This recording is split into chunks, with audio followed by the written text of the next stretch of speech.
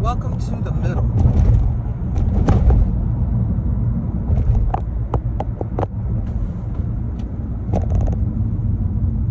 So last night I had this like thought or whatever, and I realized like growing out your hair. So right now I'm in the process of growing out my hair, just a little bit, but I really want to cut it because I don't like this phase, like the ugly phase, right? Because my hair is not quite long enough to do anything with, or I need to add hair to it in order to look like better, right? Whatever. And honestly, I just really don't like it. I ain't feeling it. I don't like it. I decided a couple of nights ago to do my hair only because I was tired of wearing that wig, and so I was like, you know what, I'm gonna dye my hair. I ain't dyed my hair since like January or February of this year. I was like, I'm gonna dye my hair and I'm gonna just wear my hair out. And I thought my arm, I developed tennis elbow basically because I'm sleeping on the couch, and the way that I sleep like like I don't know, balled up, I guess. But I guess sleeping on the couch like that ain't good. So anyway, and then with my job, using obviously my hands, my arms and whatnot all day, it hurts. So my arm hurts. Like even right now, it hurts. So I was like, I'm just over wearing this wig, and it wasn't because I was hot. I've never been a wig person. So I was like, I'm done with this joint. So I'm gonna do my hair, and I think that was Tuesday. Yeah, I think that was Tuesday night. Wednesday, I definitely paid for it in the sense of with my arm. And like I said, it still hurts, but. I'm trying to figure out how to style my hair, and I'm looking up stuff, and I'm like, nothing I could get to work with my hair. And I'm like, this is like the ugly phase, This is the growing out phase. This is the ugly phase. This is the sink or swim type phase, the cut it off again or not, like stick it out or don't type phase. And when I cut my hair in, I think it was January or February 2024, I honestly was going to keep it really short, like a little pixie cut. But I want this one hairstyle that I had a few years ago, when I had fuchsia hair, colored hair, and I want that same style, but my front, I need bangs. So I'm like, all right, but it's taking forever. So, yeah, if I could braid my hair, it would be better, like I was doing before, but those tiny movements, it really hurts my arm. So anyway, the ugly phase, I don't like it. And I realized last night, though, that, like, that's pretty much where I am right now with my life, the ugly phase, the middle. The sink or swim, the get up or don't, like the part where it almost seems like it's not possible. Nothing is, or nothing will change, because the middle seems longer. Like it seems way longer to work through, to get through, to grow through, or whatever. It seems so much longer, and you don't have control over any of it, obviously, right? You do your best, and then that's it. So the middle.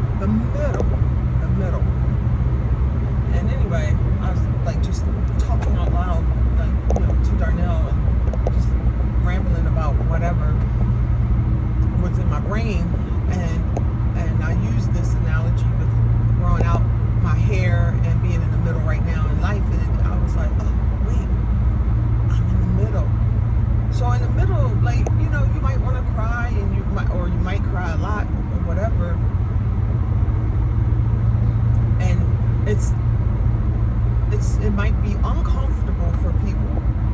because like in the case of my hair, when I went to work on Wednesday, some people, oh, I like your hair, okay, and some people, what's that?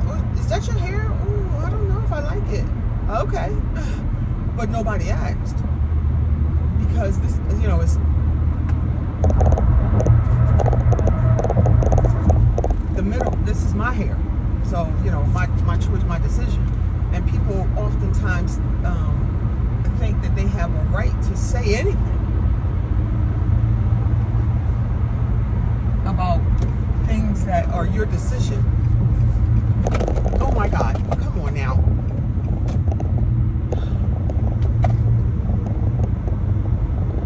Say anything about about the things that are your decision, so you just can't drive.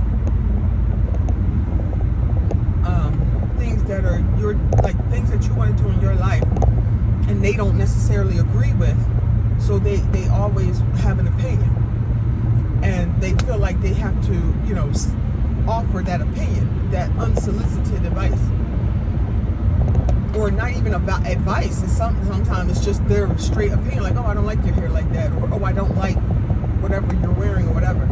And you know what, I'm learning that you gotta say, I don't care. I just be like, okay, and I try not to let my brain like live in that moment, because it's insulting. It's insulting. You know how you know that saying, like, did your mama ever teach you, if you don't have nothing nice to say, don't say anything at all? Like, just because you don't like something that's on a person's body, or something somebody's doing, doing in their life or whatever. And honestly, unless God told you to say something to them, you can just mind your business. You can just straight up mind your business, because it's their life, it's their body, it's their whatever. You don't agree with it, and that's your problem, not theirs. So it's the same thing. Like this middle here is not it's not pretty, it's not beautiful. People have opinions. People always think they know. People think they, like, you know, in the case of like my marriage, or however you want to say, when I was married, people think they know what happened. They like to assume things, and then make their conclusion based off of things they've seen, or things their assumptions or whatnot, and they're completely wrong. And you know what? At the end of the day, that's their choice to not mind their business, because in the middle, you don't know how I got here. Like, you really don't. And even if I'd say everything, right, everything possible, you still won't fully understand or know, because you didn't live it. So the middle, I feel like it seems like it comes with a lot more. It comes with a lot more of just like you in your head, like trying to make it. It comes with like the people's opinions that you have to fight off of you, or people's assumptions that you have to fight off of you, or you know, the lack of support that you have to like fight off of you. Because a lot of this, like for me, it will stay on you. And what I do, like not on purpose, is just like, you know, how my brain works. Is like I will constantly like think about it, and it'd be more about me. Did I offend that other person in whatever way, depending on, you know, whatever was said, and so it's me trying to be liked by everyone. And you know, like I said in one of my videos before, if you don't like what I say, don't watch the video, because the video ain't for you then, and that's fine. I'm not putting these videos out here for anybody to watch them specifically.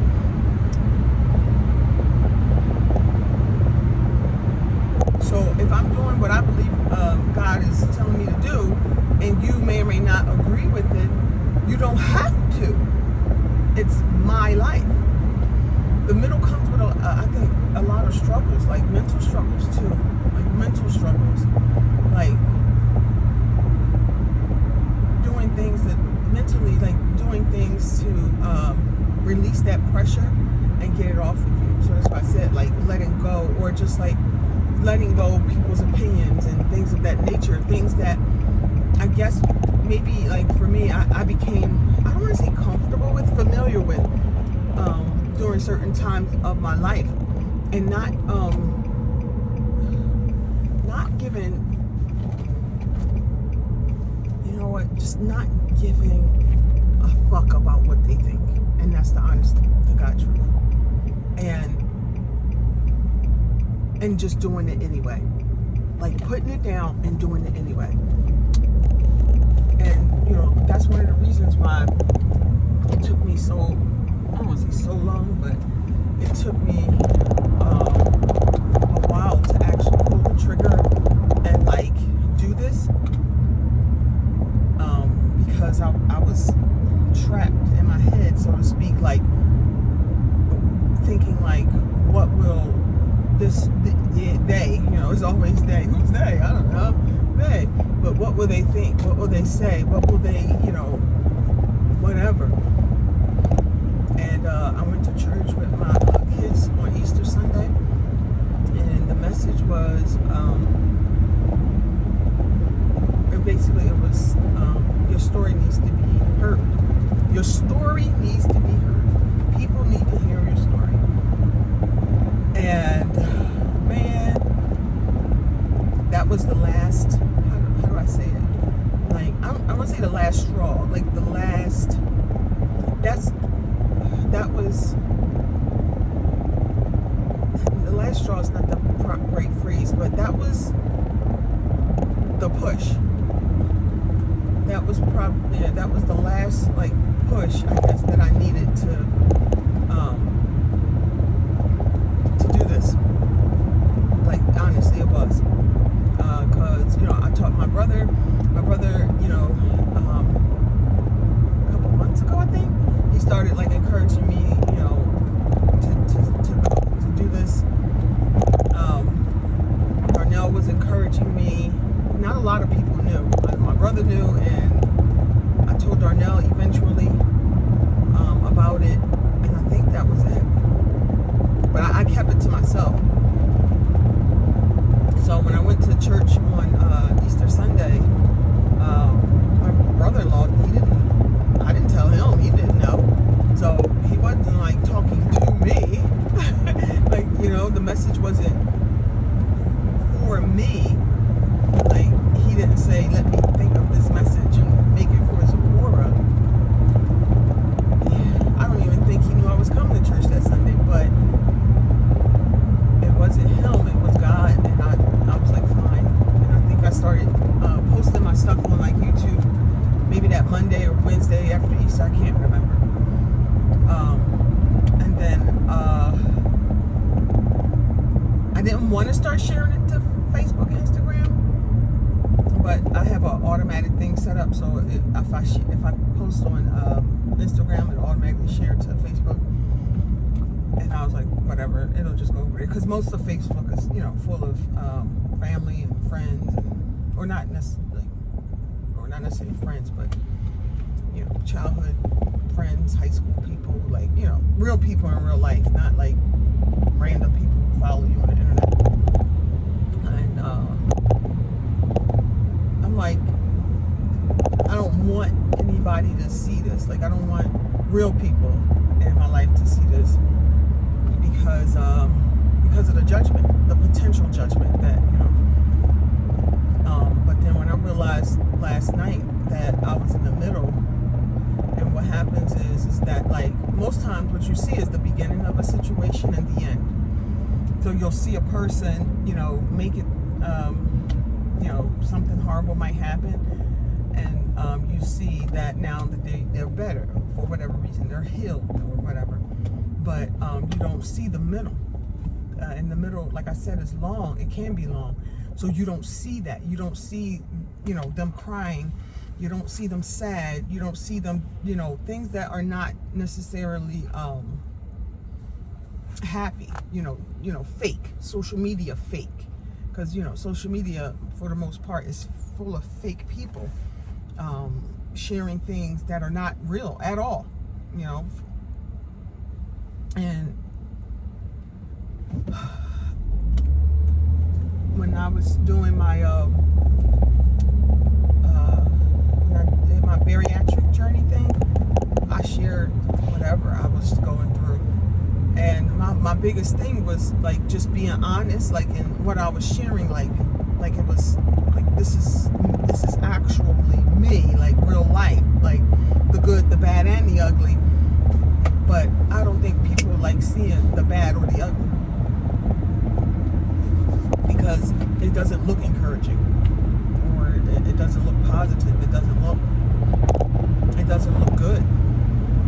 So try to cover it up. And like, just like, you know, like wearing a wig or wearing a weave because you don't like your hair for whatever reason, you know, so you try to cover it up. But then, you know, at the end of the day, if this is the part of life where you are, it's just is. And you accept it. Other people can choose to accept it, or they can choose not to. But at the end of the day, it's your choice, your personal choice. And you decide whether or not you want to accept whatever this phase is in your life. Not accept it meaning like, oh, I'm gonna be here forever. No. Accept it as in, this is where I am. This is where I need to be right now, because this is where God has placed me right now, today. Tomorrow, that could be different. That will be different. But today, there's something He's trying to teach me, trying to show me. And it might be for my life, or it might be for somebody else's life. You don't know.